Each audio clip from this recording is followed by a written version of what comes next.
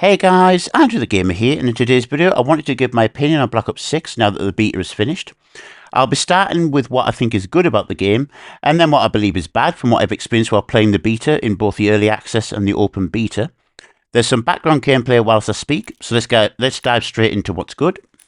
So, number one is movement. So far I have enjoyed the movement, including the new Omni movement feature. Whilst I'm not the biggest fan of sprinting and then firing whilst diving backwards, I can see the advantages of diving around the map, although I do think it might increase the skill gap as not everyone will want to play that way. Number two is guns. I've used a handful of guns so far, such as the XM4, AK-74, the C9, the MS, I don't know if it's the AMES or whatever you call it, but yeah, and the Jackal, as you may have seen in my live streams. The balance is not too bad, although I do see the Jackal getting a nerf before release. I have seen people complain it's overpowered and really strong. So, of course, it may get a nerf before release, but only time will tell about any buffs and nerfs that may or may not come pre-release. We'll find out when it comes out. Speaking of weapons, number three is the weapon classes. Reason being that is basically when you unlock attachments for a gun in a specific class, it'll also unlock it for other weapons in the class, which I find is really good. Like you say, if I get a red dot sight on the AK-74, which is an assault rifle, it'll unlock that sight for all of the assault rifles as well, which I think is really good. It saves you time not having to unlock the same attachment on that weapon on other weapons in the class, of course. Oh yeah, but you know what I mean? Because otherwise you're starting off from level 1, then have to and then use the iron sights before you can use the red dot sight again. Yeah. And number four, guys, is the perk speciality. So I think that having the ability to have 3 of the same colour perk, unlocking a speciality, feels like an innovation. It just feels like quite new because of course we've never seen it before. I mean, normally, like you may have noticed in the older Call of Duty games, perk colours are locked to the perk. So, for example, perk 1s are blue, perk 2s are green, and perk 3s are red. At least it was in Black Ops 3. I'm not sure if it's the norm in a lot of them, but that seems to be the norm for me. But in this game, the colours are different. So in perk 1, you can get green, blue, and red. In perk 2, you can get green, blue, and red, and the same in perk 3. But if you mix 3 of the same colours, you get a perk speciality, which I think is pretty good. Oh, excuse me. I know, it's different, isn't it? It's different, yeah. Aim assist. Oh yeah, so next is aim assist, guys. So whilst it's decent in the game, from what I've felt, yeah, they've removed aim assist types. So normally, like when you go into the settings for your aim assist, you can have it set to default or standard. And then there's precision and focusing, which is what me and I think some players use for snipers and marksman rifles. And Cold War brought in a Black Ops option. And then we've also seen, like in Vanguard and the Modern Warfare games recently, there's been a legacy option. But when I looked in the menu, the only option is default. And pretty much the only other option is turning aim assist on or off. Like, there isn't even the option of it being default and nothing being there. It's simply just on and off. The only option with aim assist is that you either have it on or off. And I have seen rumours online, guys, that the aim assist disappears when you engage an enemy at point blank or very close range, like extreme close range. So I don't know if that's a real thing, but if it's true, it's certainly going to hamper people who, you know, winning up close gunfights, because then it's just going to be like a 50-50 challenge then, isn't it? And then finally, guys, for the good things is the camos. Now, I know that the camos aren't in the beta. I tried clicking on the camos whilst playing, and they are locked. They're probably not going to be available till the full release, of course. But I have seen on Twitter, or X, if you want to call it that, that a developer from Treyarch has confirmed that in Black Ops 6, the camos will no longer be locked behind behind weapon levels. So, I think for me, from Modern Warfare 2019 onwards, they started locking camo challenges behind weapon levels.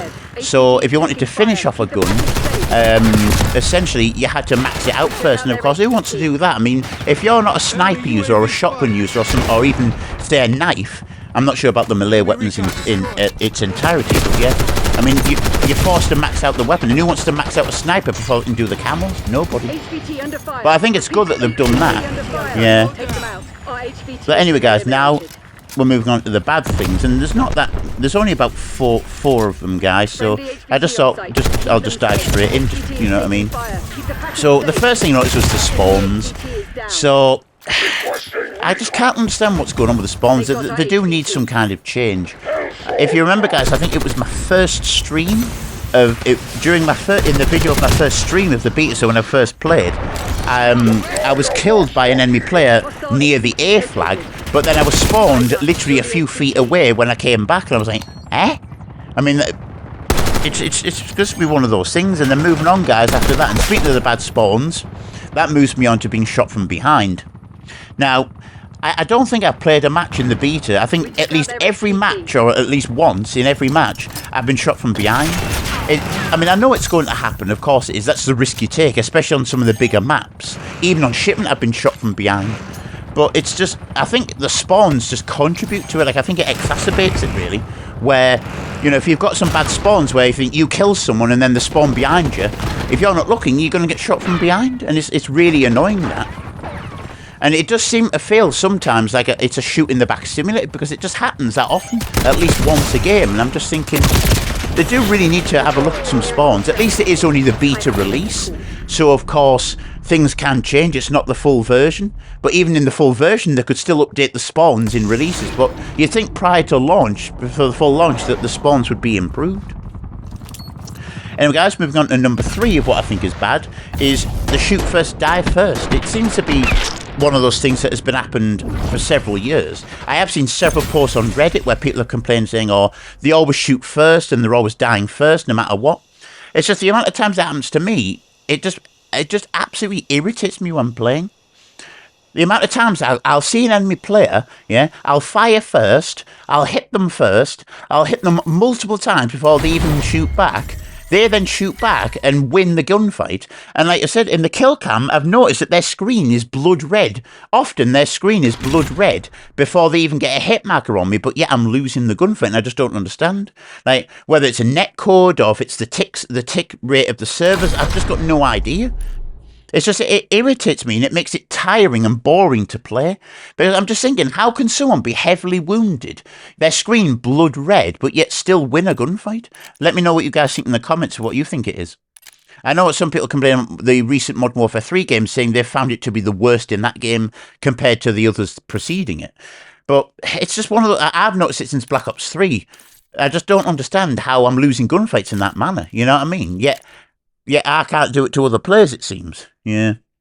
And finally, guys, for today, I'm on about the maps. So whilst they're not terrible, and no, they're not terrible, they are okay at best, at least at the moment.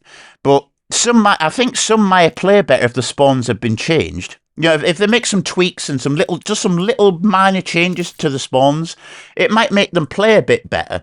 You know what I mean? I noticed some are a little big, but they're not too bad. But I think most of it's to do with bad spawns that makes the maps bad to play. I mean, even on like Nuketown, if the spawns were terrible, there'd be complaints, wouldn't there? But you never know. It's still only the beta, like I mentioned, so you never know how it's going to play. They might change it up the spawns a bit, and that might improve the gameplay of the map. So then it won't matter what map it is. If the spawns have been improved, then you can count on it being a lot of a better of an experience, because nobody wants that to happen in their experience, do they? And then, like I say, hopefully there will be a small map mosh pit, as we've seen in some of the more recent games. And I remember in Cold War, it's still there now, there's a Nuketown 24/7 playlist, and if that's in Black Ops 6, which it could be, because it was in Cold War, I'll probably be in there again like I was with Cold War, going for Dark Matter Ultra, where I spent a lot of time on there, just going for sniper camos and, you know, pistols, things like that.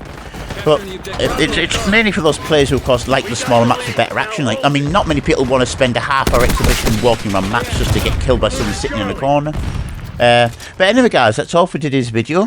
I hope you did enjoy it. If you did, then please drop a like, subscribe to the channel, and tap the bell icon to stay up to date with any live streams or uploads I have in the future. But anyway, guys, I hope you enjoyed today's video. But anyway, that's it for today. Stay safe, and as always, guys and girls, have an awesome day.